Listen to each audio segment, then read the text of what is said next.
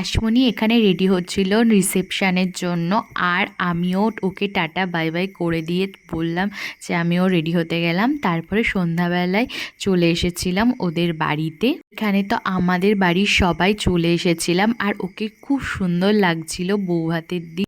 এরপরে আমরা সবাই চলে গিয়েছিলাম স্টলে চিকেন পকোড়ার জন্য। তারপরে ফুচকাটা অসাধারণ ছিল। এটা ছিল আমার বৌভাতের লুক। এত গরম পড়েছিল এই দিন, আর ভীষণ কষ্ট হচ্ছে এই দিনকে না। গরমের জন্য আমার কিচ্ছু ভাল লাগছিল না, আর আমার মনে হচ্ছিল আমার মেকআপটাও ঠিকভাবে হয়নি। আর বাইরে এসে দেখি এখানে প্রচুর বাজি টাজি ফাটানো হচ্ছে, সেইগুলোই সবাই দেখতে বাইরে এসেছিল। এইদিকে আমার দিকে তাকিয়ে, আমার দিকে তাকিয়ে, কবে যাবে? কবে যাবে? কবে যাবেন বাড়িতে? আমি কে? আমি কে?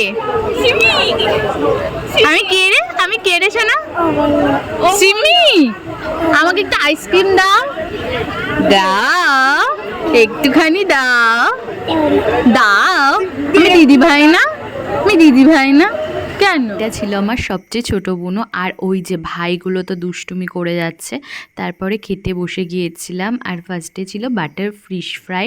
এটা খুবই সুন্দর হয়েছিল, বাট এত গরমে কষ্ট হচ্ছিল, চুলটুলগুলো সব বেঁধে নিয়েছি। আর আমরা বাড়ির সবাই একসাথে খেতে বসেছি আর গল্প করে যাচ্ছি। তারপরে ছিল ডাল, আর সব রান্নাগুলোই খুব ভালো হয়েছিল। এরপরে মাছের ঝোল, মাটন কষা।